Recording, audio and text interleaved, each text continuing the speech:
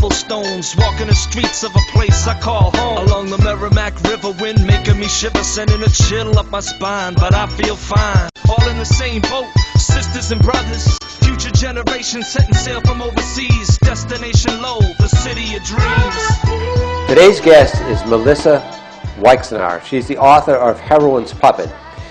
It's the Heroin's Puppet is also, the subtitle is Amy and Her Disease. It is a journal taken from Amy Caruso's journals while she was in rehab, recovering from heroin addiction. We feel this is a very important program, and that's why we invited Melissa to be with us today. Melissa Weiksner attended Wellesley College and is a graduate of MIT, Harvard Business School, and the University of Houston. After 20 years in high technology industry, she changed careers to high school teaching. Since Amy died, Melissa has been telling Amy's story to school, college, community, and religious groups to help others understand how addiction is an equal opportunity disease. She and her husband have 2 older children and live in Massachusetts. Amy Caruso was a junior in the nursing program at Boston College and seemed to have everything going for her: brains, beauty, athleticism, career goals, a loving family, and wonderful friends. But in November of 2009, she admitted she was a heroin addict and voluntarily entered treatment. 5 weeks later, she died from an overdose at the treatment facility on the day after Christmas, weeks shy of her 21st birthday. Welcome to the program, Melissa. Thank you very much for coming on. You're the featured speaker, so rather than me talk, why don't you tell us where you want to take this discussion? The governor of Massachusetts has declared a public health epidemic with opiates. The governor of Vermont devoted his entire State of the Union address to the issue of opiates in Vermont. I think those are 2 recent examples that show this epidemic is affecting all of us, and if we think it doesn't, we probably just need to talk with a neighbor or a friend or a coworker to find out that most people's lives have been affected directly or indirectly by this epidemic.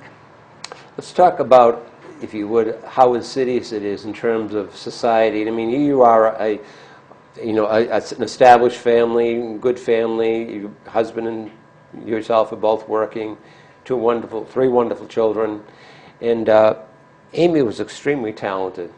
Musically, athletically, academically. She was well socialized in the community. She was doing volunteer work, just an ideal person. And you, in your book, Heroin's Puppet, Amy and Her Disease, it is really comprehensive. It shows how you really covered all the bases. You were consulted with your doctor, psychiatrist, psychologist, school counselor, even the chief of police in the town where you lived in, the guidance counselor at school. I mean, you covered the area, yet Amy sort of slipped away into addiction. Can you talk a little bit about that? It wasn't until she actually admitted that she was a heroin addict that I bought into the disease model. Prior to that, it was more, she's going through a phase, she's acting out, she's being a brat, something like that. I didn't really understand how much pain she was in. And in having conversations with a lot more people who are in recovery, they will often speak to the void that they filled, that was in their lives, that was filled by using substances. So I think we really do need to get behind the substance use and think about what's fueling it, especially in kids. It's the pain underneath it all. The pain, and it could be from trauma, from bullying, from depression, low self-esteem, many of which are medical or social conditions that really need to be screened and taken seriously across all ages, but especially in young people, because 90% of addiction starts in the teen years. So the earlier these risk factors can be identified and effectively dealt with, the better a chance we're giving the future members of our society. What were some of the early indications you had in Amy's behavior that told you that she must be in pain, experiencing pain that was not being revealed? I think during her first year of high school, we were starting to see some changes that, again, it's difficult to tease out what's normal teenage behavior from what could be an indicator that something more insidious is going on. And in her case, we were having the classical arguments over how she was dressing and some arguments over, who she was befriending. We had our first definitive proof that she was using substances when she showed up for cross-country practice high. And two of her teammates noticed and had the courage to tell the captain. The captain then had the courage to tell the coach, who talked to the athletic director, and from there we were finally able to establish that, yes, she had started using marijuana, and that provoked an entry into the next level of treatment, because a year earlier she had started seeing a psychologist for somebody due to the depression she was having and the cutting that she was doing, but that somehow didn't go in a direction that prevented her from still self-medicating with marijuana. Cutting. Now, did the cutting precede the suspicion of marijuana use? Yes. It did? Yeah. And how early was that? That was freshman year of high school. Freshman year. And so it was until was her junior year she was in cross-country track? No, it was sophomore year. Sophomore year, Yep. okay. Yep. And that was, let's see, she died in 2009, correct? Yep. So It this was the how fall many of- years preceding? Fall of 2004, so 5 years. Oh, 5 preceding. years, Yep. okay. Yep. So the run-up started 5 years ago? Probably you could even take it back to 6 years, to the beginning of her high school career in 2003. Mm-hmm. How early did you start having her see a psychiatrist? In 2003. In 2003? Yeah. And they were not able to identify the underlying issue, the hurt that this was all coming from? They talked about depression and low self-esteem, but it's not clear that they ever really got at the root of what was going on, coupled with the fact that I think Amy was very cagey about what she told to whom. Not only did she leave us the gift of her journals from rehab, but she also had volumes of adolescent journals, which I've had a chance to really go through since putting together Heroin's Puppet. And she was in pain for a lot of things, including having lost her social support system from middle school when she transitioned to a different high school. So you think the change in school systems, how many changes of school systems did she have growing up? There were probably maybe 4. Okay. Yeah. But again, there are other students who successfully navigate those transitions and don't end up on the same path as her. It's so difficult in this field to really have a clear sense of cause and effect. I mean, we know that there's genetic predisposition. We know that the availability of substances plays a part. But if somebody has the confluence of risk factors and they're determined to seek out this self-medication or recreational use of these substances, there's really not a whole lot you can do to stop them. You say Amy was very, very socialized in the community. She had a wide network of friends in school and out of school, and certainly within the family she behaved well as a participating family member. Do you think there was any peer pressure at all? I mean, the drive to fit in and do what everyone else was doing, to any extent, did that influence her at all? Well, I think she wrote about it well when she talked about wanting to fit in with the popular kids. And in the situation she was in, the popular kids, in her opinion, were those who were experimenting with substances. But high school is a very complicated place, and it can be more complicated when you're in a small high school. That works beautifully for some people. It worked beautifully for me. My graduating class was smaller than 30, and hers was about the same size. But I think the real distinction there is your kids are your kids. They're not you. Right. And assessing what your kid needs to give them the best chances is an important part of parenthood. You can't put it on automatic pilot. And even if you, quote unquote, do everything right, there are still no guarantees. I know. I had a problem with my oldest son, a minor problem, but I'd create what I thought was an airtight situation, and no matter what I did, he'd find a way around it, and which would infuriate me. But it sounds as if what you did with Amy was as I say, you covered all the bases. You did everything right. And she also had stretches during those years she was sick when she was doing very well. I mean, if you use the disease analogy again, just like maybe somebody who's suffering from cancer may have times when they're doing great and then they go out of remission slightly, but then they're able to get back on track. So it is a roller coaster, this disease. And I think we should also add in here too, going along with all this is the change of life, of puberty that all teenagers go through. So I can understand how you question yourself. I'm sure you questioned a lot. How much is this is something to be concerned about, Right. and how much is this just growing up? Exactly. How much do you think an influence, let's say self-esteem, what was her self-esteem level, and what? It seems to me that a person with strong self-esteem would, sort of stand out from the crowd and, sort of navigate their own way, despite peer pressures. She seemed to swim very well with everyone. She did, which was what made this situation all the more confusing. And now you're now writing another book, which is based more strongly on the content of her journals. Was there any of that you'd like to share with us to give us an insight as to what was going on inside her, or how she was feeling? Sure. She talks about having two personalities. And it goes like this. I swear I have two personalities. One's the volunteer, sober, doctor-aspiring, straight-A, responsible, nice young woman. When I'm that girl, I want to spend time with my mother and just go running and out to eat and spend as much time as I can with my parents before I leave for college. But all it takes is one thing my parents do, and I turn into Amy number 2, the girl that thinks she's being way too overprotected. She freaks out whenever her parents get suspicious, even though she deserves it for continuously disobeying and shattering trust. When I'm that girl, I just want to go out and get really drunk or high.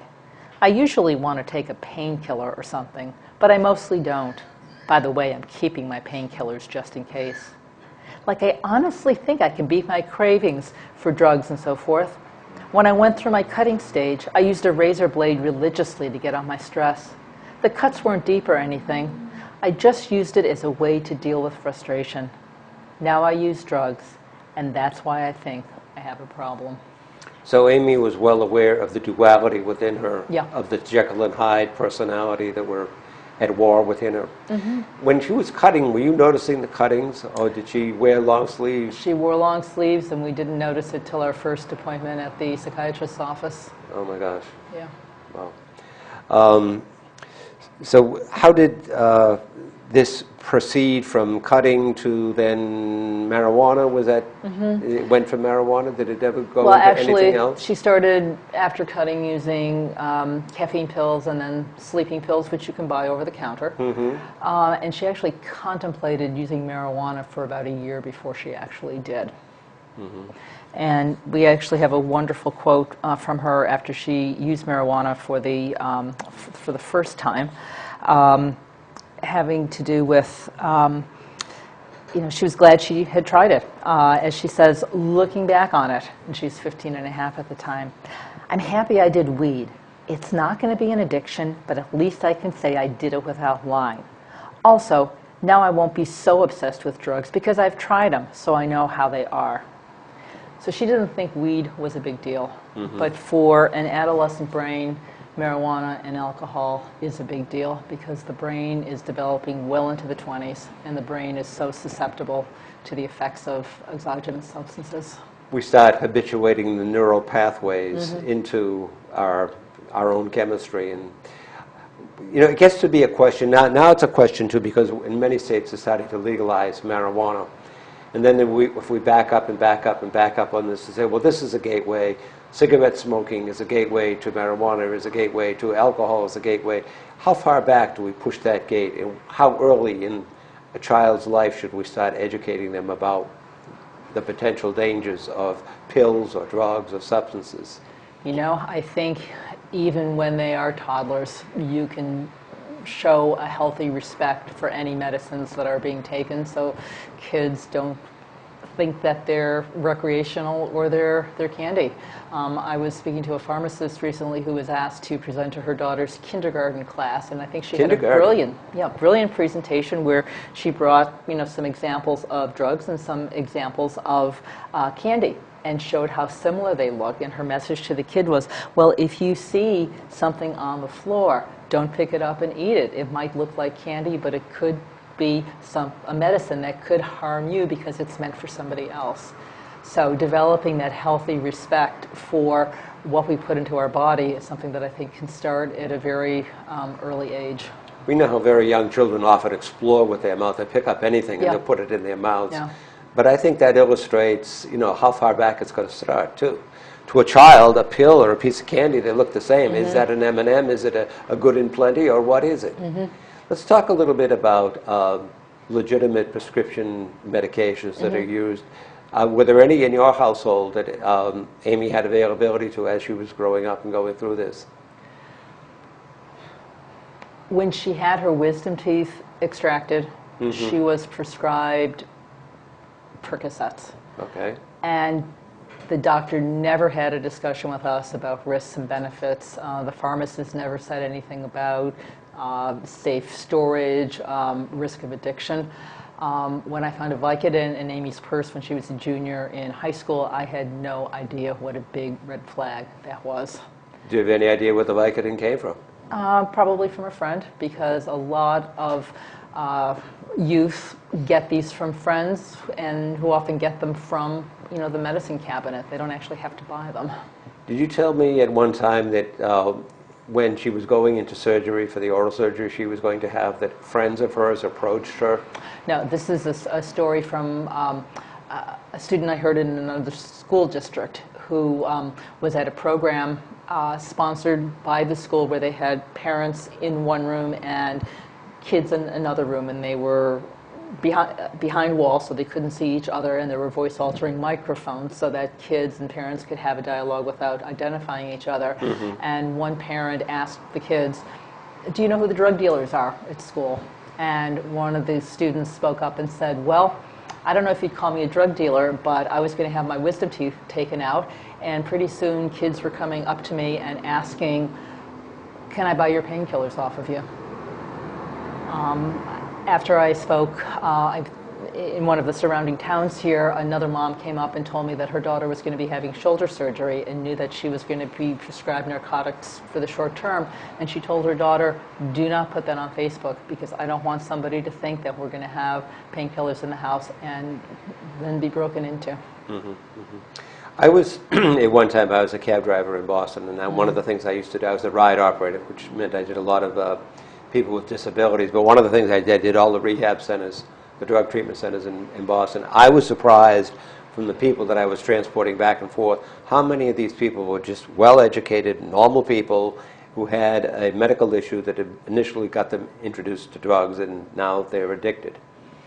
And that's just surprising, but it's not something we should take lightly. Well, it speaks to the stigma issue, and a lot of Americans still have the image that an alcoholic is some homeless older person under the bridge drinking out of a brown paper bag. And that accounts for a low single-digit percentage of the alcoholism. Most of it is among people who are functioning, some very high functioning, a lot of them with nice houses, nice cars, they present themselves well, able to hide it better.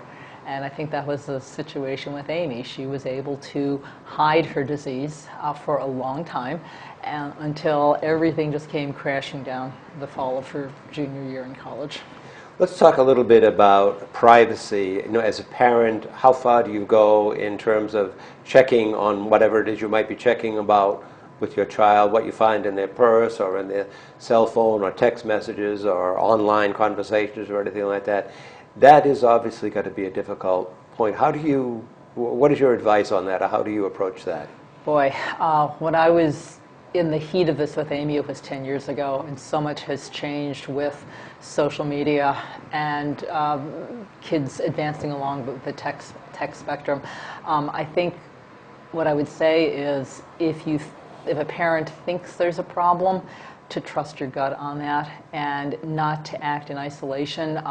Perhaps talk with your pediatrician, let the doctor be a resource, or check out a support group like a Learn to Cope or a Naranon, where you can be around other parents who may be going through this, who can help you get your bearings about what might be effective or ineffective behavior.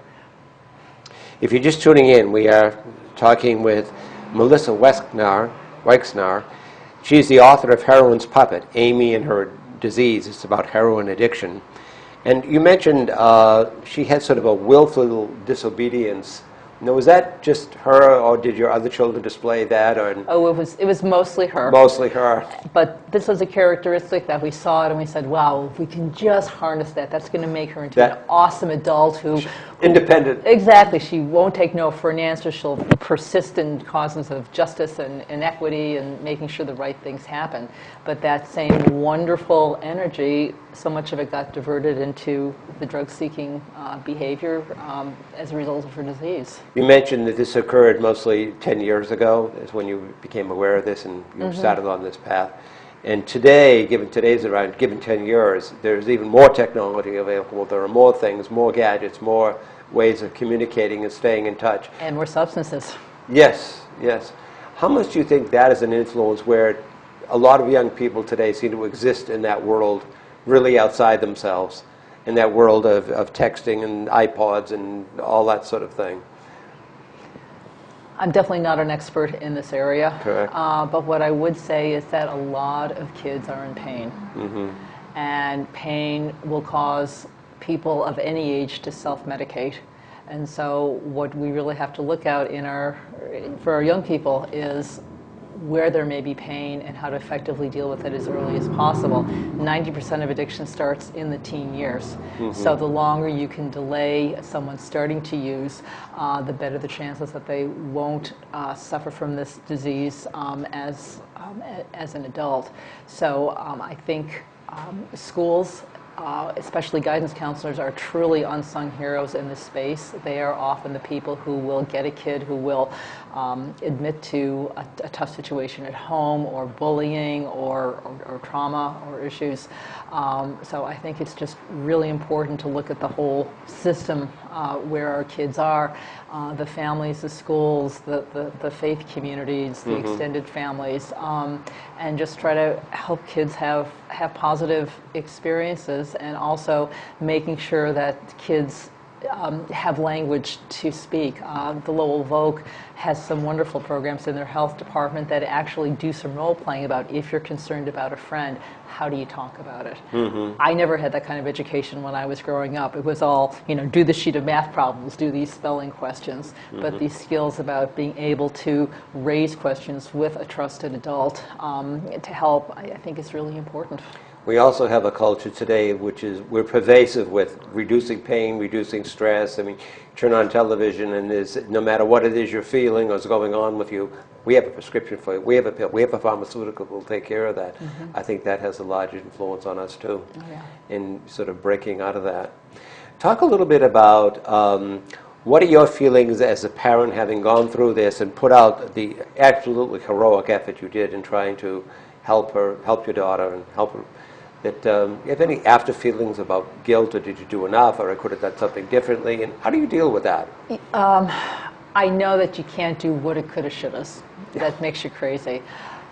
And when people said you did the best you could, that always left me feeling cold until I added the words, I did the best I could with what I knew at the time.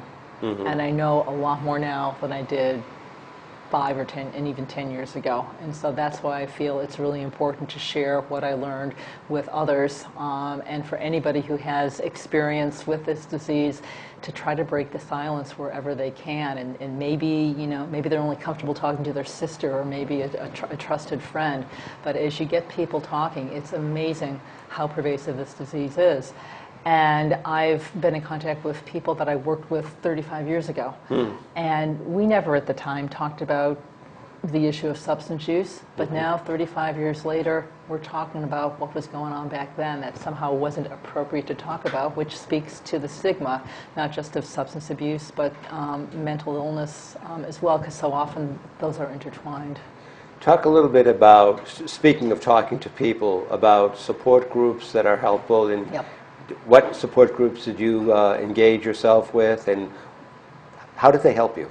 Well, I actually didn't start going to an established support group until a few weeks before Amy died, when her drug counselor said you need to find a meeting, Al-Anon or Nar-Anon or something where you can be around other adults who are going through this with you. And so I only attended 2 meetings before Amy died, but I've been going since to educate myself about the disease and to hear stories of hope. And in the Greater Lowell region, we are extremely fortunate to have Learn to Cope, which is a free, confidential support network for parents. There are meetings with Lowell Is General. that the name of it? Learn to Cope. Learn to Cope? Learn, the number 2 Okay. cope.org. They have a message board that thousands of people subscribe to. They have meetings of Lowell General, Saints Memorial on Wednesday nights at Tewksbury High on Tuesday nights. And it's a place where you can also be trained on Narcan, which is the nasal spray that can help reverse an opiate overdose. Speaking of groups, there's also a person here in the Merrimack Valley, Louis Diaz, Yes. who we both are aware of, who's Yes. run 2 seminars, one in Lawrence back in January Yep. time, the number 4 Yep. change, and he ran another one at the Lowell Technical High School Yep. a little while ago. May 3rd. Yes. Yep. And There's another one coming up on June 28th in Lawrence. in Lawrence, Yep. and where will that be? Do you know where it's going to be in Lawrence? I don't recall. Okay. Yeah. Okay. Something to be aware of. And also, there's another group here in Lowell that's a great deal of help to teenagers, and that's UTEC, United Yes. Teen Equality Center. In fact, Louis Diaz was a street worker there himself, and Louis did some time away for what he had gotten himself into. And there's also an Alateen group for young people who are dealing with the family issues, because estimates show that 1 out of 4 children are growing up with alcoholism in their family. And we know that the issues that creates even later in life for adult children of alcoholics, the better and the earlier kids can learn how to deal with that, the better that's going to bode for the As future. we're winding up, why don't you tell us a little bit about the next book coming out? When is that going to be available? And tell us a little bit about that before we wind up. Sure. Whereas Heroin's Puppet really focused on Amy's journals from rehab, the next book is her adolescent and high school journals, and the working title of that is It's Not Going to Be an Addiction, which speaks to the quote that I mentioned earlier about what she said when she first tried marijuana. Melissa, thank you very much for coming in today and going public with this. Thank you. Been very valuable. Thank you very much. Thank you. Stay right there.